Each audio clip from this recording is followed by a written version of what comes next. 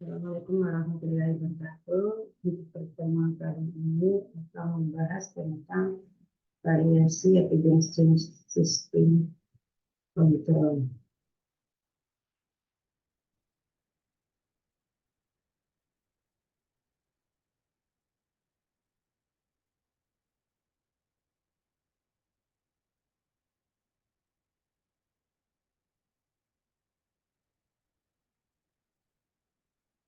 Yang pertama, jenis-jenis daripada sistem kontrol ada yang terbuka dan loop tertutup.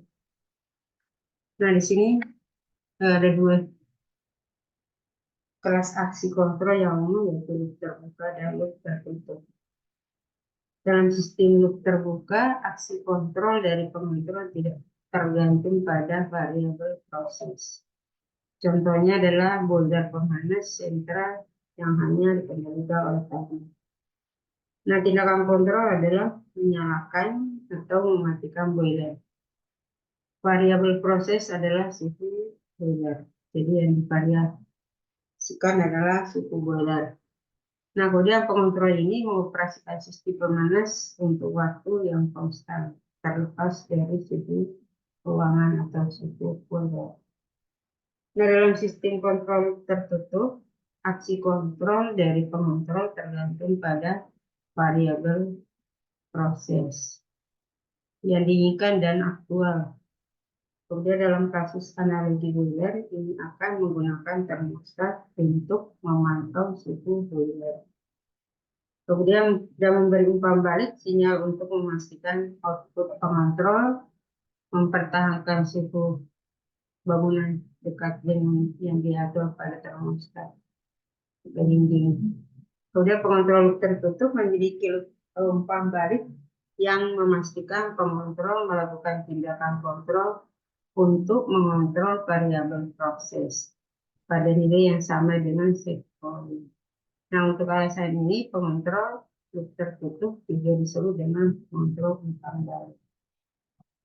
Nah, dalam kasus sistem umpan balik linear, loop kontrol termasuk sensor, algoritma kontrol dan aktuator diatur dalam upaya untuk mengatur variabel pada set point. Contoh sehari-hari adalah kontrol pelayaran pada kendaraan. Nah, di mana pengaruh eksternal seperti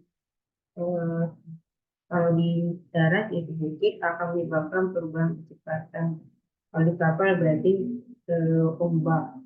Dan pengemudi memiliki kemampuan untuk mengubah kecepatan yang diinginkan. Nah, kemudian untuk sistem kontrol logika untuk mesin industri dan komersial secara historis dilaksanakan oleh tenaga listrik yang saling berhubungan dengan timer.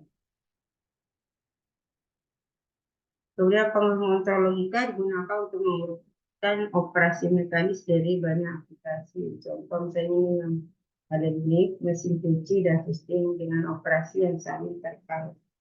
Kemudian untuk sistem kontrol sekuensial otomatis dapat memicu serangkaian aktuator mekanik dalam urutan yang benar untuk melakukan tes. Misalnya berbagai transducer listrik dan pneumatik dapat melipat dan merekatkan kotak kardus, mengisinya dengan produk dan kemudian menutupnya dengan mesin pengeras otomatis.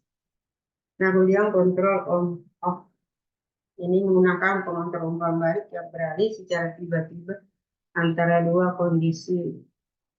Misalnya termostat domestik di metal sederhana dapat digambarkan sebagai pengontrol nyala dan mati atau stop dan menyalakan. Ketika suhu dalam ruangan atau istilahnya PV berjalan di bawah pengaturan pengguna atau SP atau set point, pemanas dibuka. Contohnya adalah saklar tekanan pada kompresor udara. Ketika tekanan atau HV turun, buat set point-nya kompresor dinyalakan. Contoh lain lemari es dan pompa vakum mengambil mekanisme serupa. Nah, sistem kontrol on-off sederhana seperti ini biasa murah dan efektif. Nah, kemudian kontrol proporsional adalah jenis sistem kontrol umpan balik linear di mana koreksi diterapkan pada variabel yang dikendalikan dan sebanding dengan perbedaan antara nilai yang diukur dan nilai yang diukur. Untuk sistem kontrol proporsional lebih kompleks daripada sistem kontrol proporsional, tetapi lebih sederhana daripada sistem kontrol PID atau proporsional integral derivatif. Misalnya dalam kontrol pelayaran kapal, kontrol on-off akan bekerja untuk sistem yang tidak memerlukan akurasi atau responsi yang tinggi, tetapi tidak efektif untuk koreksi dan respon yang cepat dan tepat waktu. Nah, untuk kontrol proporsional mengatasi hal ini dengan memodifikasi variabel yang dimanipulasi atau seperti misalnya kartu kontrol. Pada level penguatan yang menghindari ketidakstabilan, tetapi menerapkan koreksi secara secepat mungkin dengan menerapkan kuantitas optimal koreksi proporsional. Nah, kelemahan dari kontrol proporsional adalah bahwa dia tidak dapat menghilangkan kesalahan set point atau variabel proses karena memerlukan kesalahan untuk menghasilkan output proporsional. Nah, sehingga kontrol PI dapat digunakan untuk mengatasi hal ini. Kemudian kontrol PI menggunakan istilah proporsional atau P untuk menghapus kesalahan error, dan istilah integral untuk menghilangkan kesalahan objek dengan mengintegrasikan kesalahan dari waktu ke waktu.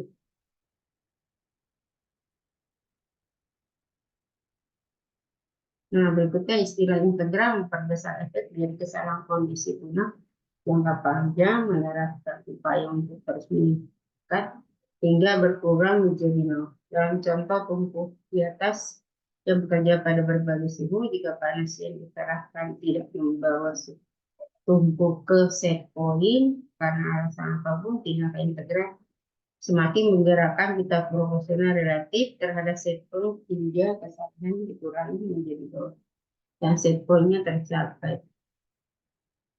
Nah, dalam kontrol cascade, satu loop kontrol menerapkan algoritma kontrol ke variabel yang diukur terhadap set point, tetapi kemudian memberikan set point yang bervariasi ke loop kontrol lain daripada mempengaruhi variabel proses secara langsung.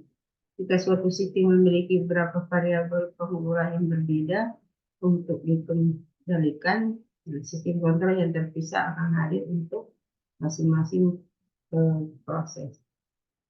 Oke, demikian barangkali kalau ada pertanyaan nanti bisa di